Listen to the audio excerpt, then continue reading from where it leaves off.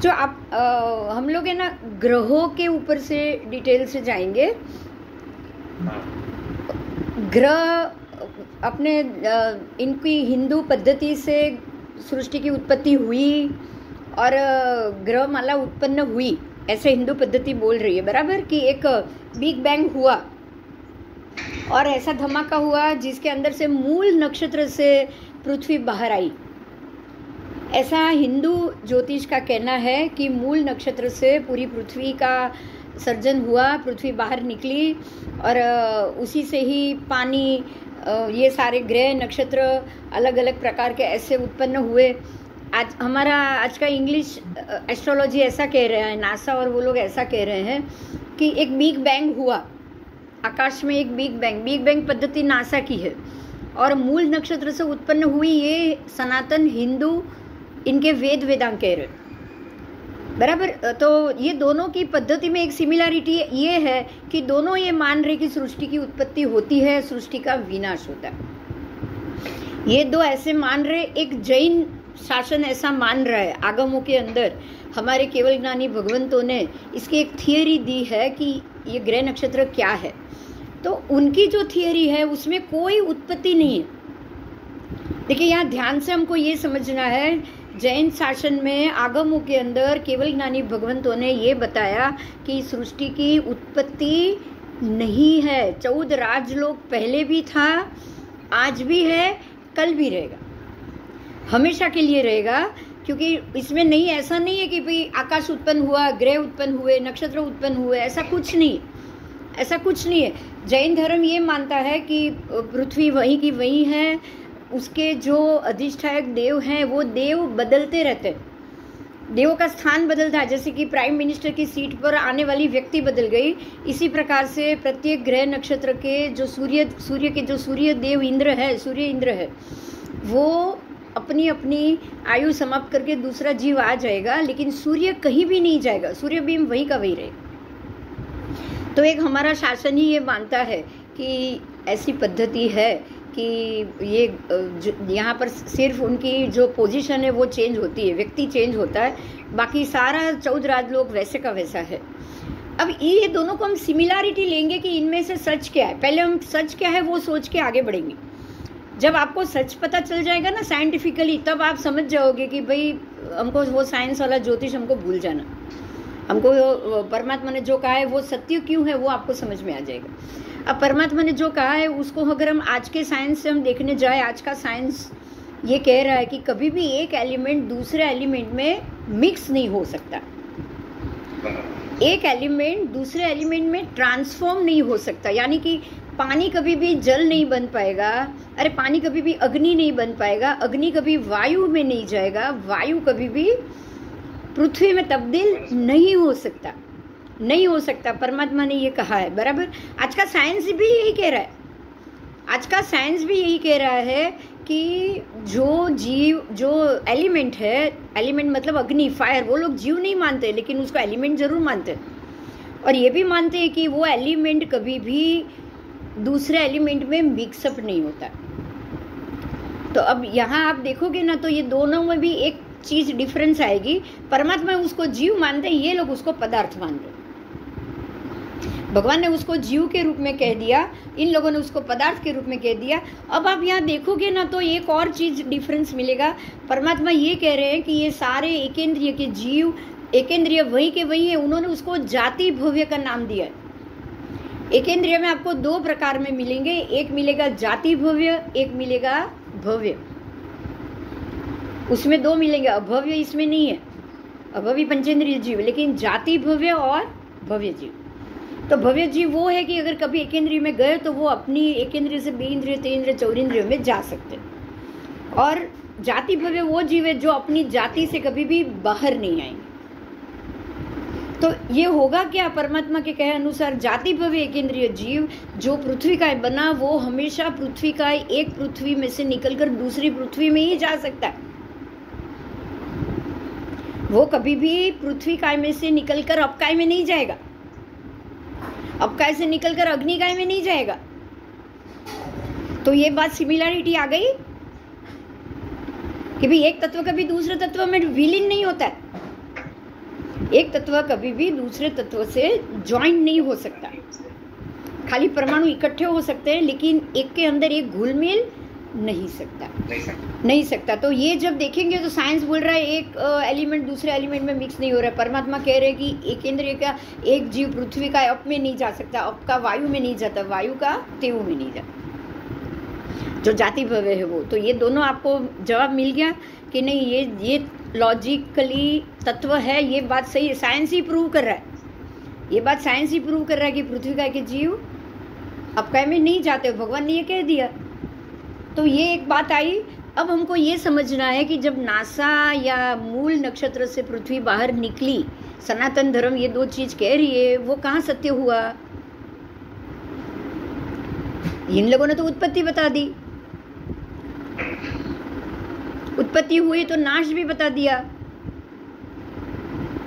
बराबर। उत्पन्न होना और नाश होना ये तो संभव ही नहीं है, एलिमेंट कभी ऐसा हो ही नहीं सकता, ना वो क्रिएट हो सकता है ना उसका दी एंड हो सकता है, बराबर। जब वो विलीन भी नहीं हो सकते, खत्म ही नहीं हो सकते, तो उत्पत्ति कहाँ से आएगी? आप ये बता सकते हो? मतलब ये हुआ कि अगर ये नासा कह रहा है कि बिग बैंग हुआ तो वो बात गलत। अगर सनातन धर्म ये कह रहा है कि भाई ये मूल से उत्पन्न हुई है वापस मूल में समा जाएगी, ये भी गलत। और अगर साइंस हमारा आगम ये कह रहा है कि ये जीव यही के यही है, सिर्फ उनकी स्थिति बदलती है, एक इंद्रिय एक इंद्रिय भी 7 लाख पृथ्वी का है, 7 लाख में से 1 लाख में से वो दूसरे लाख में जाएगा, दूसरे से वो तीसरे में जाएगा, तीसरे से चौथे में जाएगा, लेकिन पृथ्वी का है, जाति भव्य जीव पृथ्वी का छोड़ के बाहर नहीं जाएगा। तो ये बात 100% राइट, बराबर। हम सब टैली कर रहे हैं, साइंटिफिकली प्रूव कर रहे हैं कि भगवान जो कह गए और पृथ्वी की सृष्टि की उत्पत्ति इस प्रकार से हुई है, ये हमको नहीं मानना है। कल ही भी था, यही पृथ्वी का है जीव, कल भी थे, आज भी है, कल भी रहे, मात्र उनका शरीर तो वही रहेगा, सिर्फ उनके अंदर की जीव की स्थिति बदल गई। और जाति भव्य में तो वो भी नहीं हो रहा है। जाति भव्य में वो आपका पृथ्वी का जीव, उसमें से वो तो मरने वाले ही नहीं है। जाति भव्य के जीव, उनको मरण समुद्घात आने वाला ही नहीं है, उनकी आयु वहां खत्म होगी ही नहीं। उनको 7 कर्म के बंद पड़ते हैं, 8वां कर्म का बंद ही नहीं पड़ रहा है, आयुष्य खत्म ही नहीं कर रहे वो। इसीलिए तो जाति वो जाति से कभी बाहर ही नहीं आएंगे। लेकिन जन्म तो उसके अंदर होता है ना, जन्म ही नहीं होगा ना, वही के वही है। जन्म होगा तो मरण भी होगा, मरण ही नहीं होना है तो जन्म कहाँ से होगा? अब दोनों साथ में चलेगा। मरण समुद्घात कैसे करते हैं वो ध्यान से हमको समझना है। ये जीव मरण, कषाय समुद्घात, वेदना समुद्घात, मरण समुद्घात, 3 समुद्घात करते हैं। कषाय तो है ही, क्योंकि वो वहां से बाहर नहीं निकल रहे हैं, पीड़ा ही भोगना है। वेदना समुद्घात भी है, क्योंकि वेदना ही भोग रहे हैं। मरण समुद्घात के वक्त अगर ये आपका एक पृथ्वी का जीव, अगर वो एकेंद्रिय रत्न 7वीं नारकी के विमान का वो एकेंद्रिय रत्न का जीव है, तो वहाँ से वो अपने आप को फरस करता है और सीधे ऊपर ईशद प्रागभरा पृथ्वी तक वो अपने आप शरीर को फैलाता है, अपने प्रदेशों को, आत्म प्रदेशों को वो फैलाएगा। और पहले वो उधर पहुँचेगा, फिर यहाँ से अपना आत्म प्रदेश को खींच लेगा नीचे से।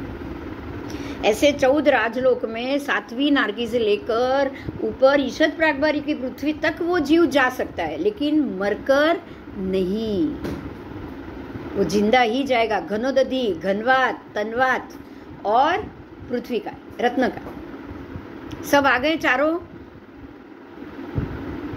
पृथ्वी का आ गया, अप का आ गया, तेऊ का आ गया और वायु का आ गया। चारों जीव आ गए। वायु का के भी जीव वही है जो वाव वंटोल और वो लेकर घूम रहे। बादर वायु का है और वो सूक्ष्म वायु का है, वो भी अपने योनि में से बाहर नहीं आने वाले इसी प्रकार से। और वहाँ तनोदधि, घनोदधि, घनवात, तनवात दोनों है ना, तो वायु का भी आ गया।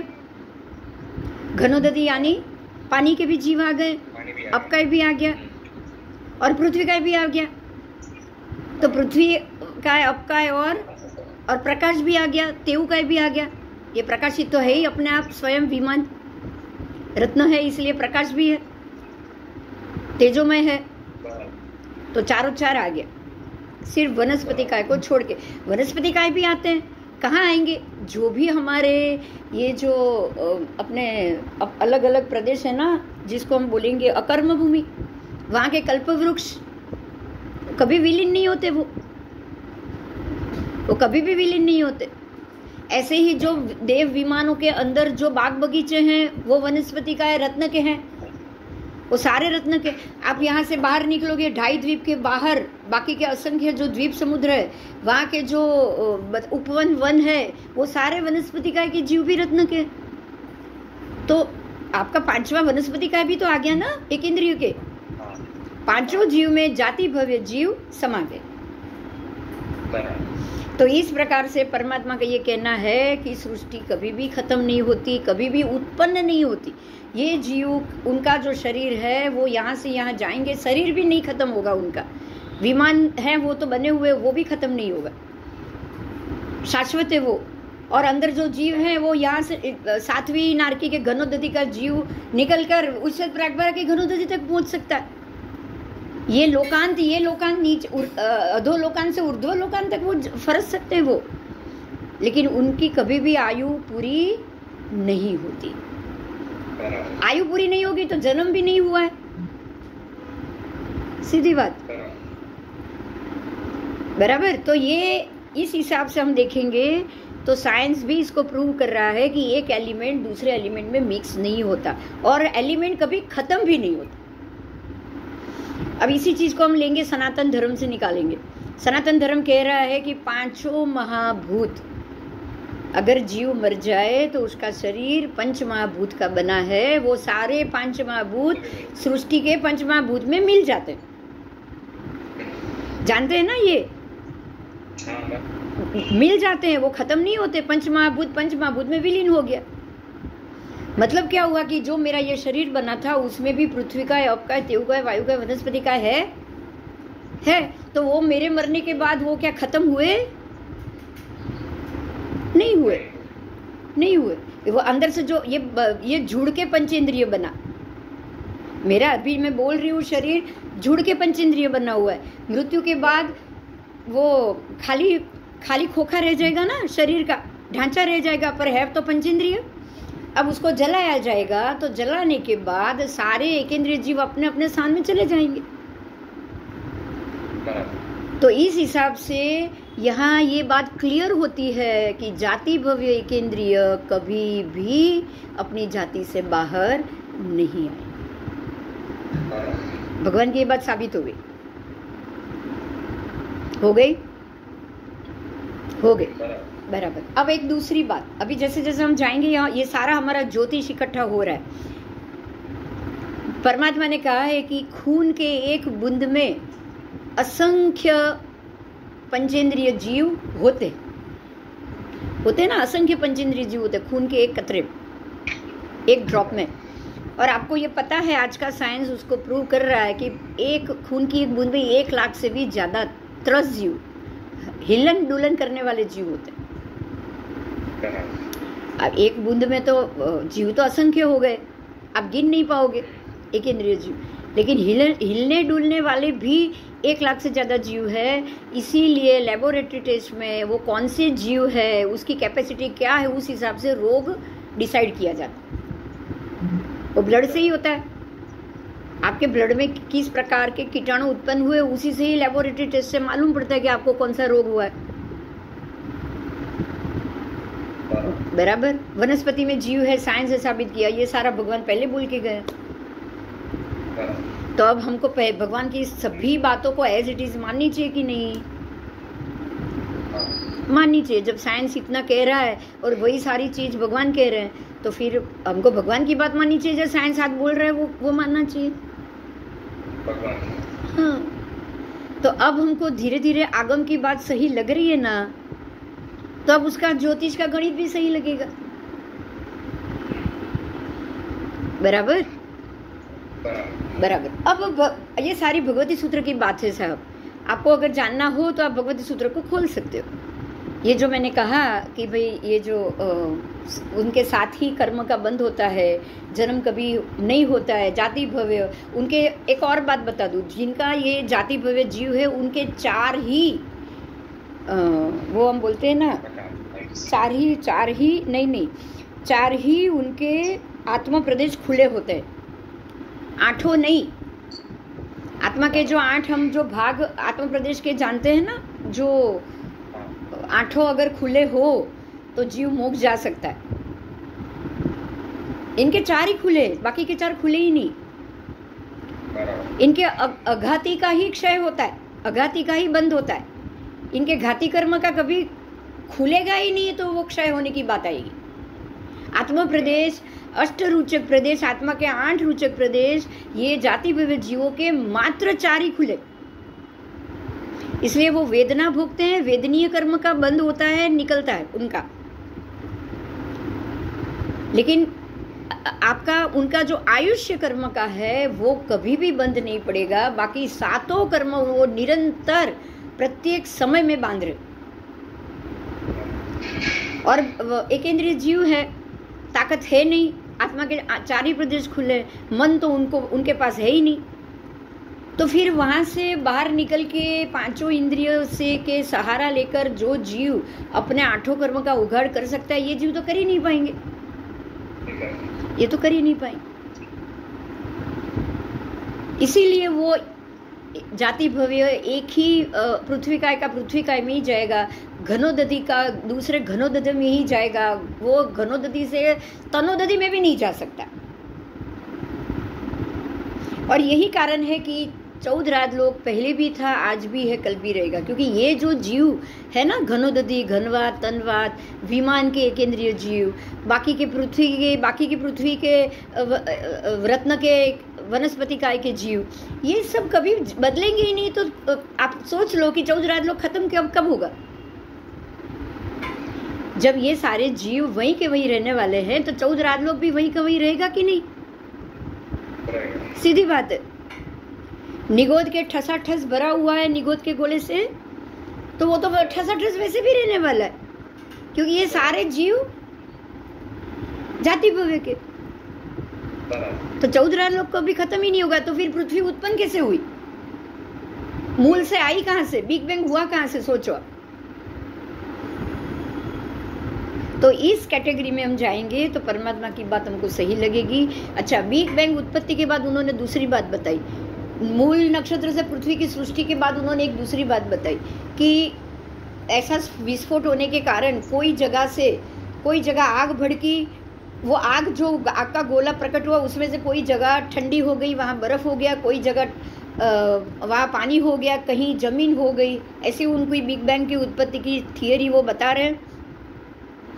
उनके कहने के मुताबिक एक बड़ा विस्फोट होने के बाद उसी में से ही अंदर अंदर कहीं बर्फ हुआ, कहीं पानी हुआ, कहीं आग हुआ, कहीं जमीन हुई, बराबर। अब वही दूसरा सिद्धांत लाए कि एक तत्व कभी दूसरे तत्व में हो जाता नहीं है, तो फिर आग आपकी एक ही चीज पदार्थ से आग आई कहाँ से? उसमें से बर्फ बना कैसे? उसमें से पृथ्वी बनी कैसे? चलो, बराबर। जब खुद ही बोल रहे हो कि एक एलिमेंट दूसरे में मिक्स नहीं हो रहा है, कन्वर्ट ही नहीं हो सकता, तो आपका वो एक भड़ाका में जो गोला बाहर निकला वो अलग अलग 4-5 में कन्वर्ट कैसे हुआ? वो तो पॉसिबल ही नहीं, वो तो संभव ही नहीं, बराबर। तो उस हिसाब से अब हम आगम की बात सही मानेंगे। अब आगम की बात में जिस तरह से परमात्मा ये कह रहे हैं कि पृथ्वी भी वहीं पे है, पृथ्वी काय के जीव, ये जीव ऐसे ही ग्रहों के बिंब, जो ज्योतिष चक्र घूम रहा है वो ग्रहों के बिंब भी हमें रत्न के बिंब बने, शाश्वत बिंब है। वो ही जीव है जो एकेंद्रीय जाति भव्य का, जो अभी थोड़ी देर पहले मैंने आपको बता दिया। एकेंद्रीय जाति भव्य जगह बदलता है, लेकिन वो जीव मरता नहीं है, उसका शरीर भी खत्म नहीं होता। नारकी, रत्नप्रभा नारकी के जीव अगर खत्म अपने दूसरी जगह जाना शुरू कर दे तो क्या नारकी का विमान बचेगा? नहीं बच सकता, कभी भी खत्म हो जाएगा ना, सारे जीव निकलना शुरू कर देंगे तो ऐसा होना ही नहीं है कभी, क्योंकि वो जीव अगर वहां से 2 जीव का वहां से चवित होना हो गया तो बाकी के 2 जीव वहां पहुंच जाएंगे नीचे गनोदधी से। वो जाएंगे तो जाके कहाँ जाएंगे, चलो कहीं और तो जा नहीं सकते। इसी प्रकार विमान, ग्रह के विमान के जीव भी कहीं नहीं जाते, एक जगह से दूसरी जगह जाए, एक विमान से दूसरे। मान लो कि जम्बू द्वीप पे 132 सूर्य है, जम्बू द्वीप के सूर्य से निकलकर लवण के सूर्य में गए, लवण के सूर्य से निकलकर घातकी खंड के सूर्य में गए। उनको जाना तो वही 132 सूर्य के अंदर ही है। आप आतप नाम कर्म का उदय है, वो सूर्य बीम के अलावा कोई और बीम में तो जा ही नहीं पाएंगे। दूसरा टन वो ले ही नहीं पाते हैं, ये जाति भव्य है। तो जाति नहीं, उनको आतप नाम कर्म का उदय है ना, अब जहां भी जाएंगे प्रकाशित दिखेंगे वो। अब चंद्र के विमान में तो वो जा नहीं पाएंगे, लेकिन वो दूसरे भव में नहीं जा सकते, वो भव को बदल के उनका आयुष्य नाम कर्म का बंद ही नहीं हो रहा है, भव खत्म ही नहीं होने वाला, वो हमेशा अमर रहेंगे। हाँ, हमेशा ऐसे रहेंगे, हमेशा रहेंगे। हम वही तो देखो, एक बात ध्यान में रखिए, परमात्मा कौन से जीव की करुणा करते हैं? परमात्मा कौन से जीव की करुणा करते हैं? क्या हम लोगों की? ऐसे जीवों की ना कि जो वो स्थिति से बाहर ही नहीं आ सकते। परमात्मा जानते हैं फिर भी बोलते हैं ना, सभी जीव करूं शासन रसी। परमात्मा जानते हैं कि भव्य जीव ही शासन रस वाले निकलेंगे, भव्य जीव ही मोक्ष जा सकेंगे, फिर भी परमात्मा सभी जीव क्यों बोल रहे हैं? भगवान चाहते तो उनको भी कर देते, लेकिन कर नहीं पा रहे। परमात्मा को उसी जीव की चिंता ज्यादा होगी ना कि जो वहां से ये सृष्टि से बाहर ही नहीं निकल सकते हैं। करुणा किसकी की जाती है? जो दुखी हो, जो दुखी हो, जो दुखी हो, जो कैपेबल नहीं है। जो कैपेबल है वो, अगर नहीं तो क्या हमको बचाने के लिए भगवान आज कृपा नहीं भेजते क्या? अच्छा, जब एक जीव सिद्ध होता है तो कौन सा जीव, किस जीव को सुख मिलता है ये बताओ? चलो, क्या हमको? हाँ, निगोद के जीव को। जब एक जीव सुखी होगा तो भगवान किसके ऊपर करुणा करेंगे? एक सिद्ध जीव किसके ऊपर करुणा करके जाता है? निगोद के जीव के, जो असहाय है, जो अपनी स्थिति से कहीं बाहर आना चाहता है लेकिन आ नहीं सकता। मतलब ये है कि जब सभी जीव करूं शासन रसी, परमात्मा ये इच्छा करेंगे ना, तब ये जब जो जीव ये सृष्टि के जीवों की स्थिति जानेगा ना, वो ही सबको करुणा भाव से देख सकेगा। बाकी का अगर जाने कि भाई ये सारे जीव नीच आए, वो कुछ नहीं कर सकते, छोड़ो, अपन अपनी देखो, अपने को उन सबकी देखने की जरूरत नहीं है। वो कोई मोक्ष या सिद्धात्मा बन सके ऐसा हो ही नहीं पाएगा। तो सिद्धात्मा किसकी करुणा करते हैं? उसी जीव की जो अपनी स्थिति से बाहर ही नहीं आ सके, बाहर ही नहीं आ सके। और नित्य निगोद तो हमने सुना ही है। नित्य निगोद या 2 प्रकार के निगोद होते हैं,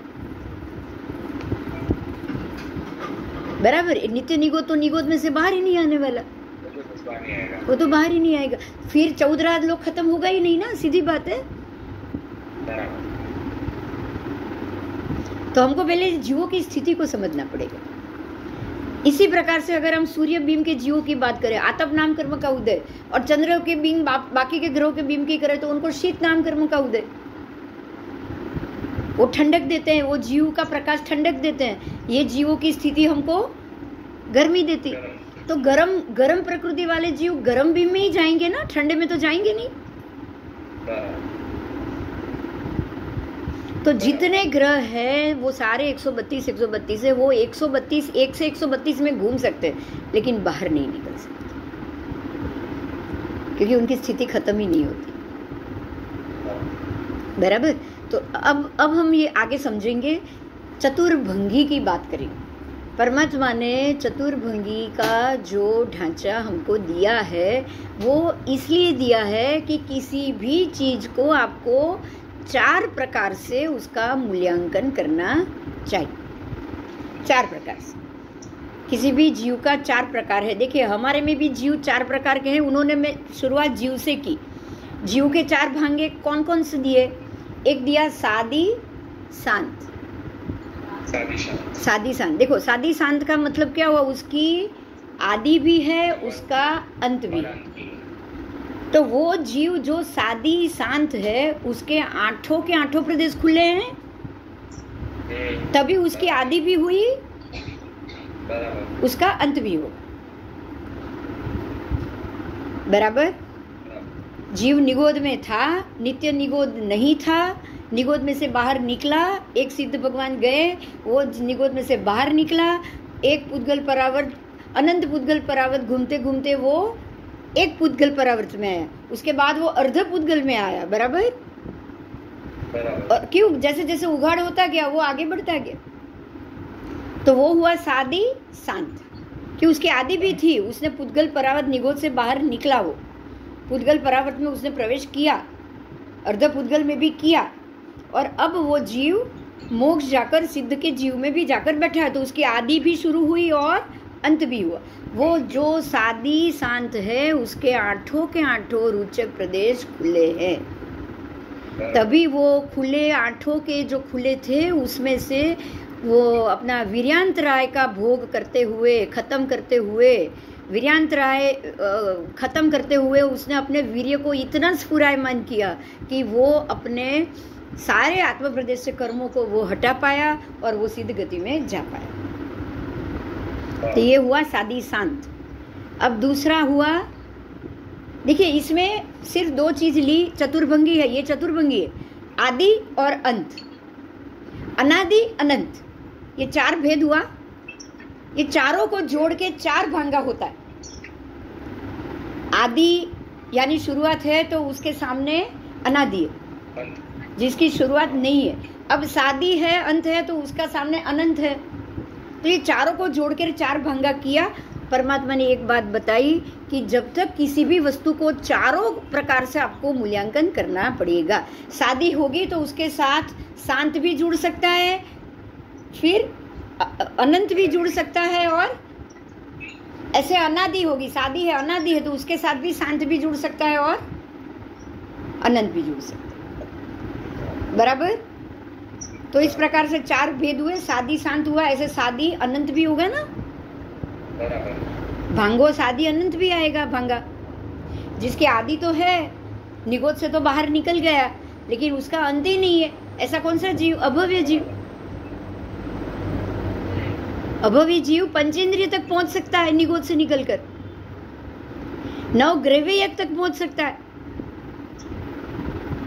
मतलब उसके 4 तो उघाड़ थे। बराबर। अघाती कर्म का तो वो क्षय करता रहता है, बढ़ाता रहता है, आयुष्य भी बदलता रहता है, वेदनीय भी बदलता रहता है, गोत्र भी लेता है, नाम भी करता है कि नहीं। तो उसके 8 प्रदेश तो बंद नहीं है, 4 तो बंद है ही, तभी वो मोहनीय का कभी क्षय नहीं कर पाएगा। उसको ज्ञानावरण कभी नहीं जाएगा, उसका दर्शनावरण कभी नहीं जाएगा। बराबर। और वीर्यांतराय वो कभी नहीं कर पाएगा, इसलिए वो सादी अनंत भांगे में चला गया। वो अभवी जीव मात्र वो पंचेंद्रिय तक पहुंचा, लेकिन वो अब ये अनंत का जो उसका भांगा है उसको वो क्लियर नहीं कर पाया। बराबर। अब तीसरा भांगा लेंगे हम। तीसरा अब आ गया आपको अनादि। अब सादी के साथ ये दोनों को जोड़ना है। बराबर। अनादि शांत और अनादि अनंत। सादी के साथ 2 जोड़े, अब अनादि के साथ जोड़ो। अनादि शांत। अनादि का मतलब क्या हुआ कि भाई उसकी अनादि थी, वो उसका कोई जन्म वन्म नहीं हुआ, लेकिन फिर भी उसका अंत हो सकता है। अनादि से वो वहीं पे है, लेकिन उसका अंत हो सकता है। बराबर। अनादि से जीव भटक रहा है, लेकिन फिर भी अन्न हो सकता है। ये भव्य जीव, बराबर। भव्य जीव है जिसकी कोई आदि नहीं है, पता नहीं है, लेकिन ये जीव की अवस्था में तो वो है ही, लेकिन वो शांत अपने आप को खत्म जरूर कर सकता है। बराबर। और ऐसे जरूरी नहीं, और उसमें भव्य जीव में भी दूसरा कि वो अनादि अनंत काल तक कौन आए, वही आए जो जाति भव्य। बराबर। जाति भव्य किस में जाएगा, तो क्या अनादि अनंत, जिसकी आदि भी नहीं है लेकिन अंत भी नहीं। तो इस प्रकार से आपके जो आत्मा के 8 प्रदेश है, वो 8 प्रदेश इसमें डिवाइड हो जाते हैं। अनादि अनंत में वही जीव आएंगे, जाति भव्य। अनादि अनंत क्यों, क्योंकि उनको अब देखिए, वो अनादि और अनादि से हैं, अनंत काल तक संसार में घूमने वाले हैं, तो कर्म का बंध तो होगा ही, निरंतर होगा। अगर कर्म का बंध नहीं है तो उनको यहाँ रहने की जरूरत नहीं, उनको यहाँ रहने की जरूरत नहीं। तो अनादि अनंत के भांगे में वो अनंत काल तक रहने वाले, इसलिए आयुष्य का बंध तो होगा ही नहीं। मात्र आयु को छोड़ के बाकी के 7 कर्म वो निरंतर बांधेंगे, मोहनीय भी बांधेंगे, ज्ञानावरण, दर्शनावरण, हर कोई बांधेगा, क्योंकि इनके 8 के 8 प्रदेश बंद पड़े हुए। वो एक भी कर्म का क्षय नहीं कर पाएगा, कर्म क्षय ही नहीं कर पाएगा। आयुष्य कर्म मिलेगा दूसरे बेइंद्रिय में जाने का, तेन्द्रिय में जाने का, तो ही कर्म क्षय संभव है, नहीं तो नहीं। बराबर। तो इस प्रकार से अब आप चतुर्भंगी की बात हो गई। अब इम्पोर्टेंट बात ये है, सबसे महत्व की बात ये है कि ये चतुर्भंगी मात्र जीवों में हमको नहीं देखनी। परमात्मा यही कह रहे हैं कि आपको जीवों में नहीं देखनी है, प्रत्येक पदार्थ में देखनी है। कोई भी पदार्थ बिना जीव का है ही नहीं, कोई भी पदार्थ बिना जीव का है ही नहीं। अब पवन आ रहा है, वायु आ रही है, हम बोलेंगे लेकिन बिना जीव वायु है नहीं। पदार्थ में पानी लोगे तो क्या बिना जीव पानी है? नहीं। आग लोगे तो भी बिना जीव नहीं है। वनस्पति लोगे तो भी बिना जीव की नहीं। ऐसे ही देव विमान लोगे, आप सौधर्म देवलोक का विमान लोगे तो भी बिना जीव का नहीं। बराबर। ऐसे ही हम सूर्य चंद्र ग्रह तारा नक्षत्र का विमान लेंगे तो भी बिना जीव का नहीं। तो जो भी पदार्थ है वो बिना जीव का नहीं है। तो प्रत्येक जीवधारी पदार्थ के 4 भांगा होंगे कि नहीं? होंगे। बिना 4 भांगा किसी भी चीज का फलादेश हमको नहीं करना चाहिए, नहीं करना चाहिए। इसीलिए आपके हमारे आगम में तो ये चीज लिखी ही है, शीलवान और 2 पुरुष का किया है ना, कोई भी पुरुष या स्त्री का, शीलवान और चारित्रवान। अगर वो शीलवान है और चारित्रवान भी है, ये पहला भांगा। दूसरा वो शीलवान भी नहीं है और चारित्रवान भी नहीं है, ये दूसरा भांगा। तीसरा वो शीलवान है पर चारित्रवान नहीं, और चौथा चारित्रवान है पर शीलवान नहीं है। बराबर। इसी प्रकार से अब हम ग्रहों का देखेंगे। ग्रह बलवान है पर शुभ नहीं। देखिए इसमें 4 भांगा कौन सा है? शुभ, अशुभ, बलवान, निर्बल। चीज या तो बलवान हो सकती है या निर्बल हो सकती है,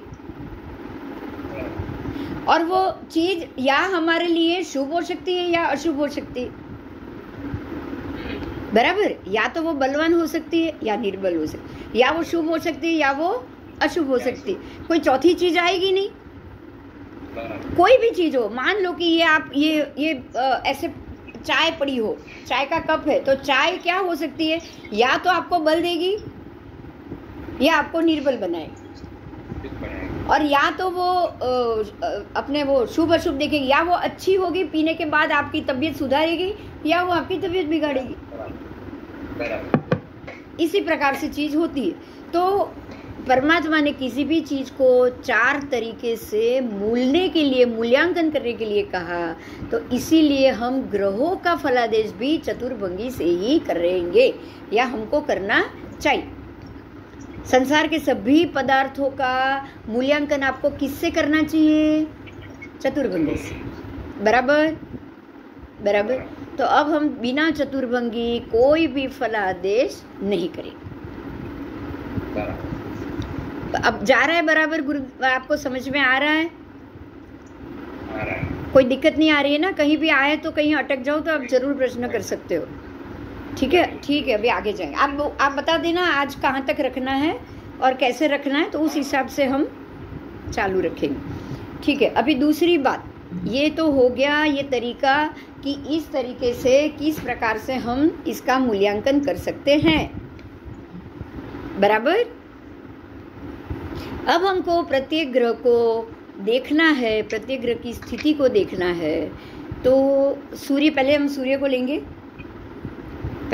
लेंगे, अब तो समझ में आ गया है ना, मैं शास्त्र के हिसाब से ही जा रही हूँ फलादेश में। अभी हम लोगों को हिंदू संस्कृति या ये नासा को क्यों नहीं लेना है, वो अभी मेरे को बोलने की जरूरत नहीं पड़ेगी। अभी हम सारा जो फलादेश है, वो जो सिद्धांत है चतुर्भंगी, और उससे क्या उसका फल निपजता है, वो हमको क्या दे सकते हैं, क्यों दे रहे हैं, वो हम तक क्यों पहुंच रहा है, वो सारी चीज़ अभी हम भगवती सूत्र के पाठ में से ही करेंगे। तो अब देखेंगे, देखिए सूर्य का बिंब है, सूर्य के बिंब एकेंद्रिय, मिथ्यात्व एकेंद्रिय के जीव है, ऐसा भगवान ने बोला। सारे ग्रहों के बिंब, मात्र सूर्य के नहीं, सारे ग्रहों के बिंब के जो जीव है ना, वो है मिथ्यात्व एकेंद्रिय जीव, पृथ्वी का।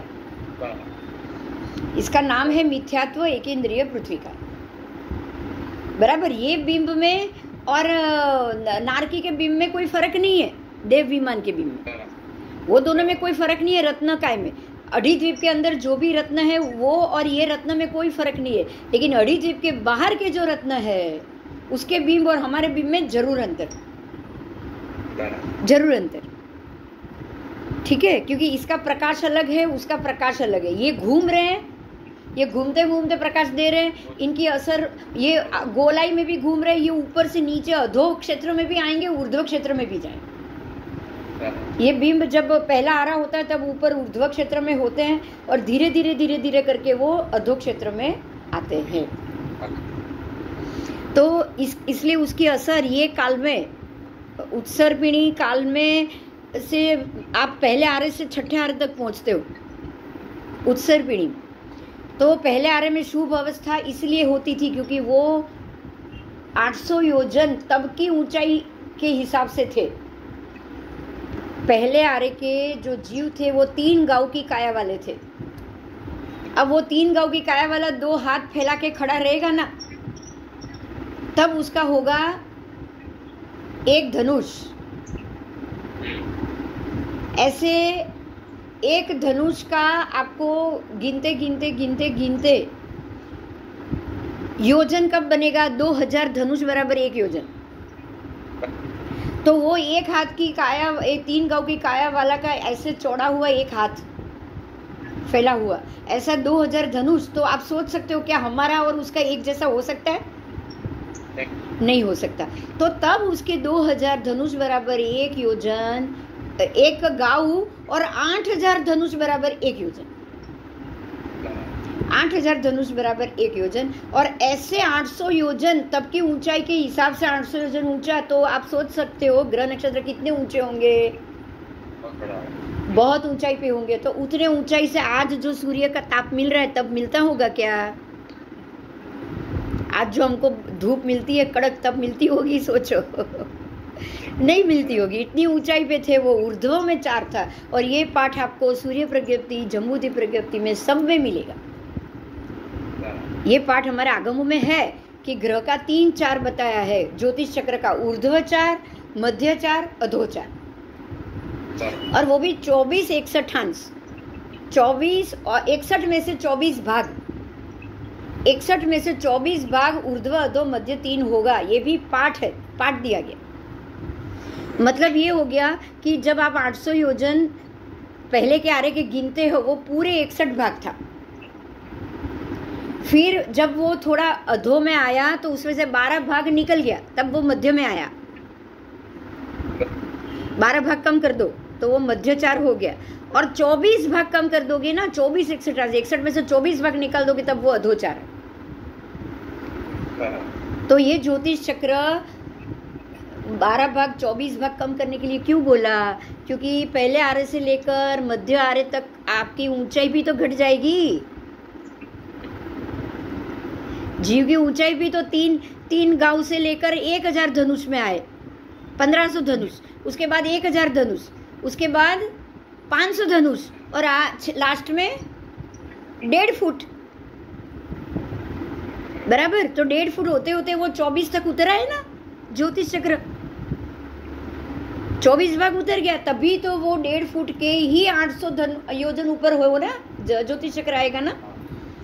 तो ये भी हमको समझना पड़ेगा कि परमात्मा ने कहा है कि ज्योतिष चक्र 800 योजन पे है, लेकिन वो एक ही जगह नहीं रहता है, वो 6 दिशा में 4 बताया। सूर्य चंद्र ग्रह नक्षत्र तारों का 6 दिशा में 4 बता दिए।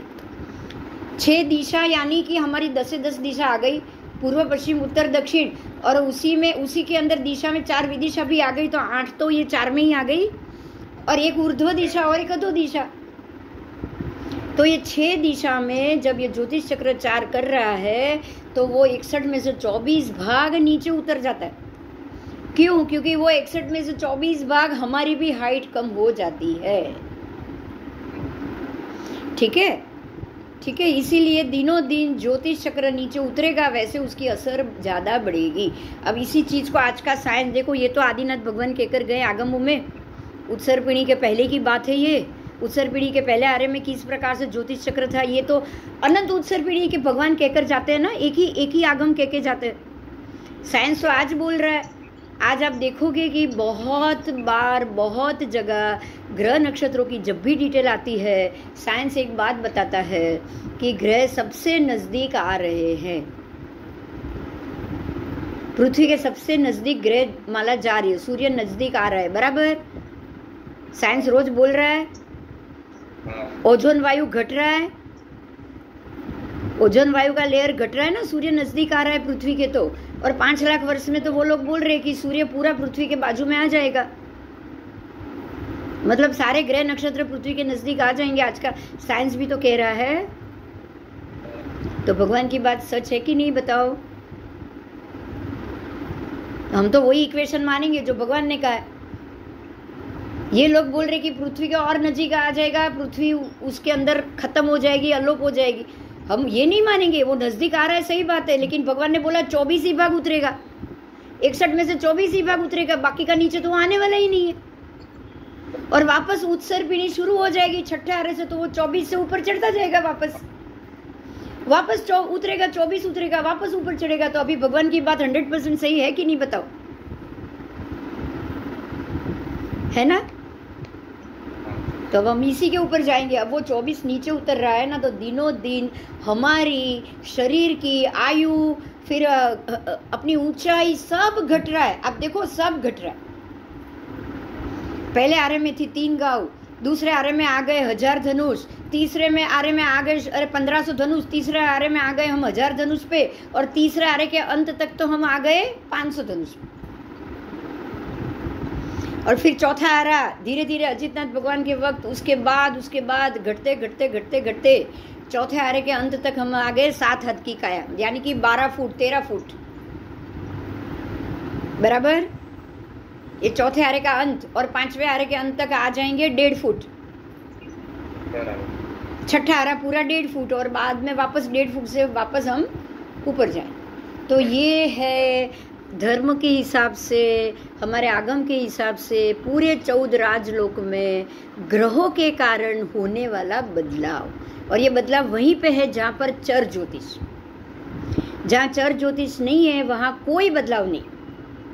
कैसे? तो ये जम्बू द्वीप में मात्र भरत ऐरावत में ही बदलाव है, क्योंकि ज्योतिष चक्र बाहर के सिर्फ जम्बू द्वीप की शुरुआत करो, लवण का छोड़ दो 330 योजन, लेकिन जम्बू के 180 योजन में ही घूम रहा है, बराबर। ज्योतिष चक्र 510 योजन का है, उसमें से 330 योजन वो लवण में घूम रहा है, और 180 योजन ही जम्बू में घूम रहा है। तो हमारा बाहर का एरिया, पूरे जम्बू द्वीप 1 लाख है, उसके बाहर का मात्र 180 योजन ही वो घूमेगा ना, अंदर तो जा नहीं रहा है। तो 5 भरत 5 ऐरावत में ही बदलाव आएगा, बाकी कहीं आएगा, बताओ? आना भी नहीं चाहिए, नहीं आएगा। अच्छा, हमारे एरिया से अंदर का हेमवत क्षेत्र पहला, और वहां से हिरण्यवत कितना अंदर है, ऐरावत की तरफ से भी पहला, पहला मनुष्य वो जो अपना जो कर्म भूमि आप देखोगे, अकर्म भूमि, यहाँ से अकर्म भूमि, वहां से भी अकर्म भूमि, हिरण्यवंत और ये कितना फर्क में आया, कितना फर्क में आया?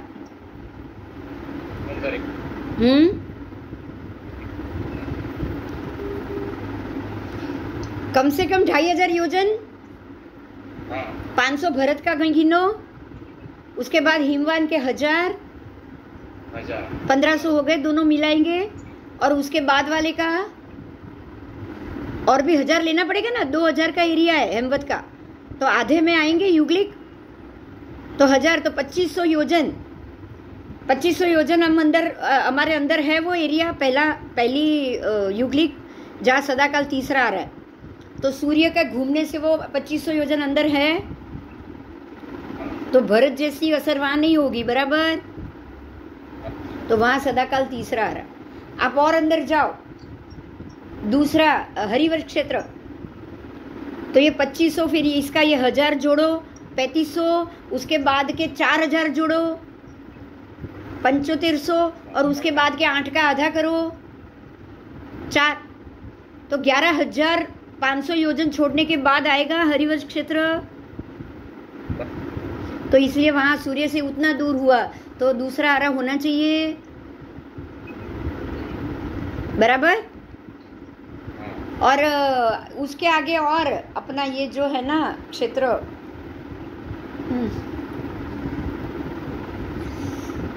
उत्तर कुरु, देव कुरु, ये तो कम से कम 35,000 योजन दूर चला गया, इसलिए वहां सदाकाल पहला आ रहा। मतलब सूर्य से जितने दूर क्षेत्र है ना, वहां पर सूर्य की उतनी इफेक्ट नहीं होती, तो आरा किधर बदलेगा? सिर्फ भैरव। सूर्य नीचे उतरे ऊपर चढ़े, उन लोगों को कोई, अंदर वाले को कोई फर्क नहीं पड़ता है। महाविदय में भी कोई फर्क नहीं पड़ेगा, क्योंकि महाविदय भी बाहर से 2500 दोनों तरफ सीता मुखवन है। पूर्व महाविदय में भी बाहर सीता मुखवन 2500, उसके बाद उसके विजय शुरू होंगे। पश्चिम में भी 2500 सीता मुखवन, जम्बूद्वीप के किनारे में, फिर सीता मुखवन, तो वो लोग 2500 अंदर है, उसके बाद विजय शुरू होते हैं। मतलब इसलिए वहां भी सदाकाल चौथा आ रहा, वहां भी बदलेगा नहीं। बराबर क्लियर हो गया? ग्रहों की असर क्यों कुछ प्रदेश पे अलग, कुछ प्रदेश पर अलग, हर जगह एक जैसी नहीं, जम्बू में भी क्षेत्र के अधीन है इसलिए। और ग्रह इस प्रकार से वो सब सृष्टि और सब चेंज बदल रहा है, इसीलिए इस प्रकार की व्यवस्था हमेशा के लिए, ये व्यवस्था ग्रहों की घूमने की रहेगी। बराबर गुरुदेव? पृथ्वी समझाई गई? कई प्रश्न हो तो बराबर? हाँ चलो, तो अभी आप થોડીક વાર ઇન્ટરવલ રાખવું હોય તો ઇન્ટરવલ રાખો, પછી થોડીક વાર રહીને કરવું હોય તો પણ વાંધો નહીં. આપ બોલો 4 વાગે કે 3 વાગે કે 4 વાગે? હા,